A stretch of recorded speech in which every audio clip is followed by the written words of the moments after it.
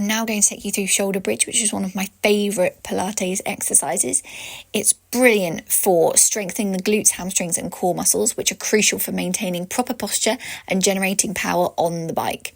Additionally to this, it's going to stretch the hip flexors and quads, counteracting that tightness that often develops from prolonged periods in the cycling position. So what we're going to do is we're going to come to laying down on our mat with our feet hip distance apart, pelvis in neutral, so tailbone pointing towards the end of your mat, arms just gently rested on the floor, palm up if you feel like you're going to push your hands down into the mat, so no tension in that upper body. We're going to take an inhale, and then on your exhale, you're going to gently roll up through your spine, thinking about your vertebrae as individual blocks, and we're going to pick each individual block up off the floor. When you get to the top, we're going to hold this position for an inhale, and then we're going to exhale and gently roll back down through your spine, again thinking one vertebrae at a time.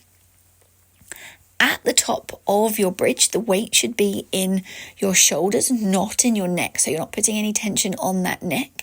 And you're going to really push down into your toes as well. So we activate through your hamstrings and glutes as much as possible. We're holding in a nice ski slope-like position. So there should be a line from your knee through your hip down to your shoulder. You shouldn't be overextending and kind of letting your rib cage flare into the air and bringing that pelvis up any higher.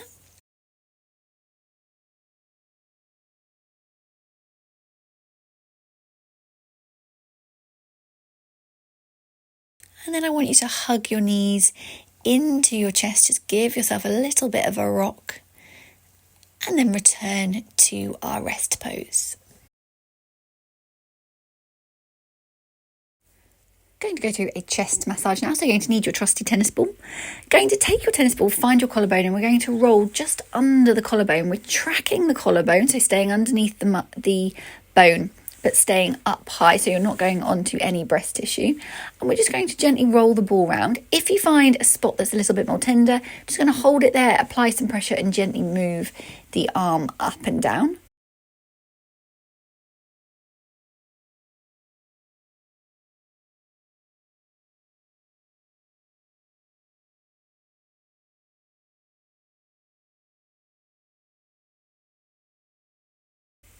What we're looking to do here is just release any tension and get rid of any knots in the chest muscles, which can become overly tight. One, from daily life, so a lot of things we do in our daily life round us forward.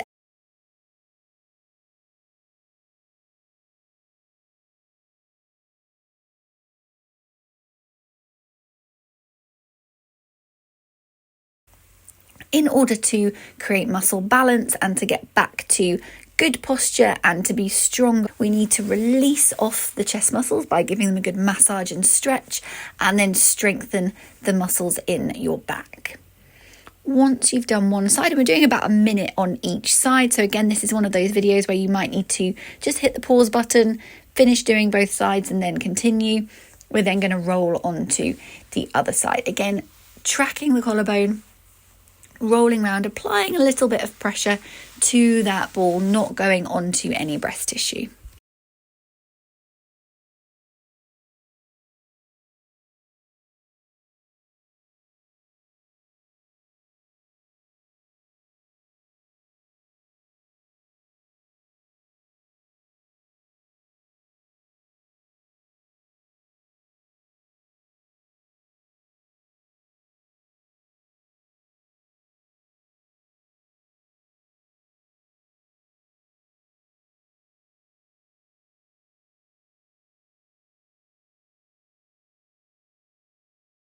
And then coming back to your rest pose.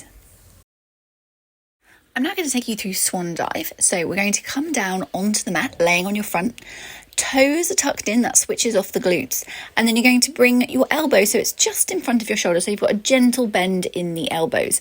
We're going to take an inhale at the bottom. So filling those lungs, feeling that belly expand a little bit. Then exhale, engage your core and lift your head, neck and shoulders up off the floor, keeping your head in line with the rest of your spine. You should feel the work coming from that upper back. If you feel like you're really squeezing your glutes or your feet are lifting off the floor, I want you to try coming up not quite so high and really turn those toes in to really help to switch those glutes off. You might find you get a little bit of tension in that lower back, but it shouldn't feel like pinching, and it shouldn't be painful. If it is either of these things, please get in touch and I will give you a different move. Holding at the bottom for an inhale, and then we're exhaling, engaging that core and pelvic floor and lifting. When we're thinking about core and pelvic floor, we're thinking pelvic floor, sit bone to sit bone, pubic bone to tailbone. And then with our core, we're thinking about pulling those hip bones together, pulling your ribs down towards your hips. Coming into lifting the arm, you can either lift a double or you can lift single.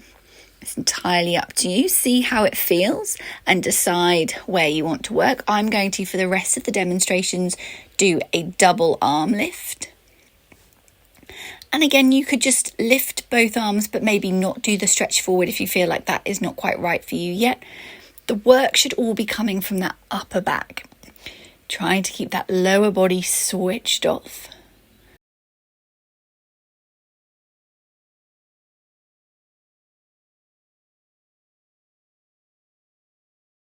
And you're keeping your head in line with the rest of your spine. So make sure you're not lifting your head and looking ahead of yourself. If you can see what's out of the window or what's in your room in front of your head, in front of your mat, then you're looking in the wrong direction. Your eye line should be down at the floor.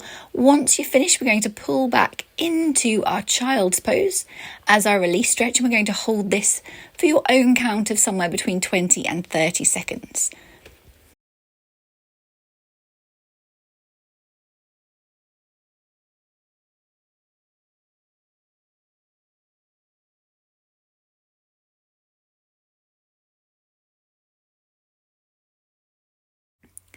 I'm now going to take you through duck stand. So what we're going to do is we're going to bring our heels together, bring our pelvis underneath, so tailbone pointing down towards the ground, and you're going to engage your glutes. Going to think about pushing the weight into the outside of the foot so you can feel the muscles in the outside of your leg working. Think about those arches raising in your feet. And we're going to hold this for 30 seconds, and we're going to do a few of these today.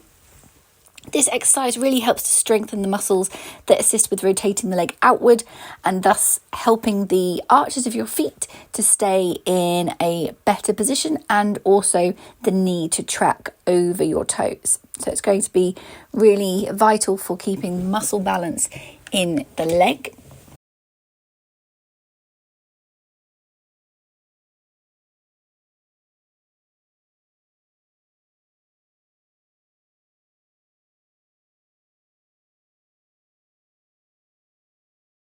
Once you've held for 30 seconds, we're going to release out of that, and then we're going to come into another duck stand.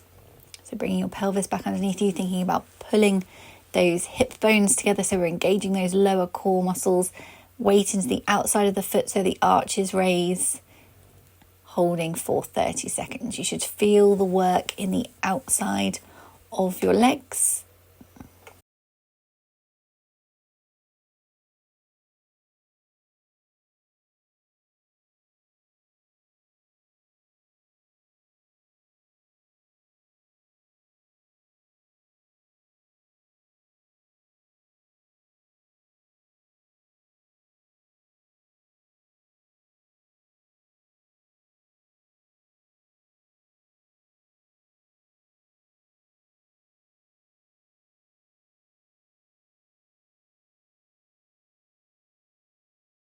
And then once you've finished, coming into your rest pose.